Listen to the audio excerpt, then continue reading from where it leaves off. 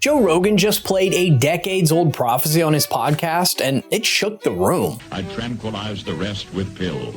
Wow. It was Paul Harvey's "If I Were the Devil" prophecy, said in a broadcast in 1965. And as the words just poured out, if I were the prince of darkness, I'd want to engulf the whole world in darkness. Joe just listened. I'd have prisons overflowing.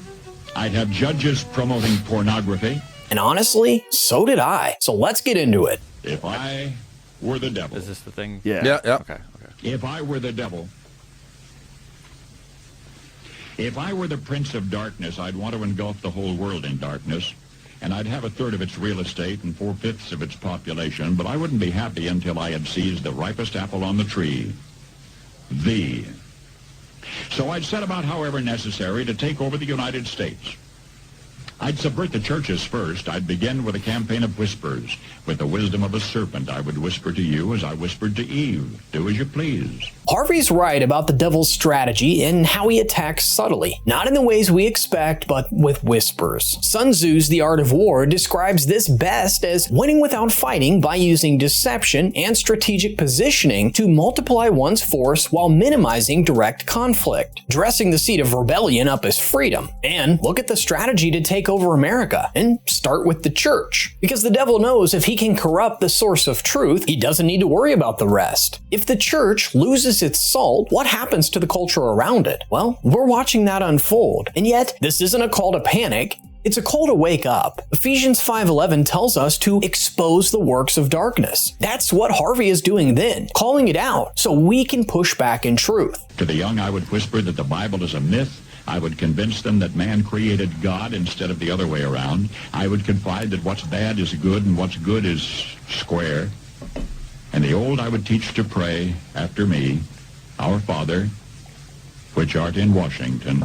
This is where it gets uncomfortable. Undermine the Bible and you've unplugged people from the truth. That's why so many young people today think faith is just a feeling, because they've been told it has no foundation. And the line about praying to Washington, that's chilling. But it's really familiar. I mean, we have seen people worship politicians as God. We treat the government like a savior, but it was never meant to hold that role. Only God can. But here's the thing. The Bible isn't just an old book. It's alive, and it still speaks to all this madness today, if we're willing to listen. And as Isaiah 5:20 warned us, woe to those who call evil good and good evil. Paul Harvey saw the woe before we did. And honestly, it's not just culture shifting, it's spiritual deception. And the only way to fight that is with the truth that doesn't bend. The next part of the prophecy actually got Joe Rogan. Let's see why. To the young, I would whisper that the Bible is a myth. I would convince them that man created God instead of the other way around. I would confide that what's bad is good and what's good is square. And the old I would teach to pray after me, Our Father, which art in Washington. And then I'd get organized. I'd educate authors in how to make lurid literature exciting so that anything else would appear dull and uninteresting. I'd threaten TV with dirtier movies and vice versa. I'd peddle narcotics to whom I could. I'd sell alcohol to ladies and gentlemen of distinction. I'd tranquilize the rest with pills. Wow. If I were the devil, I'd soon have families at war with themselves, churches at war with themselves, and nations at war with themselves, until each in its turn was consumed. And with promises of higher ratings, I'd have mesmerizing media fanning the flames. Wow. I mean, this part feels less like a prophecy and more like a summary of last week's headlines. This one hurts a bit because honestly, we're living it. Look around you. Families barely talk, churches are divided over everything, and the news doesn't even pretend to be neutral anymore. Drama gets clicks, fear gets ratings, and peace gets buried. The devil loves it. He doesn't even have to lie anymore. He just has to keep people distracted. Paul Harvey didn't need a crystal ball. He just understood human nature and the spiritual war behind it. And the media don't report the truth anymore. They entertain fear. But we can't just float along. We've got to think. We gotta pray and live intentionally. And that means guarding our hearts, especially from what's being pushed into our minds 24/7. What Paul Harvey said next got a lot of silent reactions and nods of affirmation from Rogan. Let's see this. If I were the devil, I would encourage schools to refine young intellects, but neglect to discipline emotions. Just let those run wild. Wow. Until before you knew it,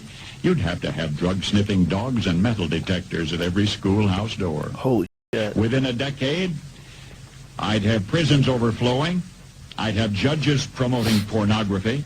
Soon I could evict God from the courthouse, then from the schoolhouse, and then from the houses of Congress. And in his own churches, I would substitute psychology for religion and deify science. I would lure priests and pastors into misusing boys and girls and church money.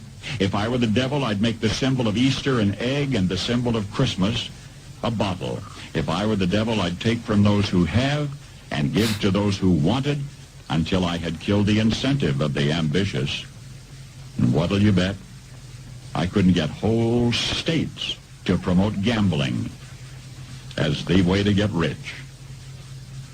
I would caution against extremes in hard work, in patriotism, in moral conduct. I would convince the young that marriage is old-fashioned, that swinging is more fun, that what you see on TV is the way to be. And thus I could undress you in public, and I could lure you into bed with diseases for which there is no cure.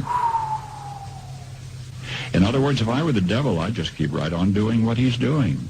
Honestly, this last part, it gave me chills because Paul Harvey isn't speculating. He's describing the world we're living in right now. And Joe feels that even without saying much. I mean, that silence speaks. Where we've traded truth for feelings, holiness for trends, and God for anything else that lets us stay in control.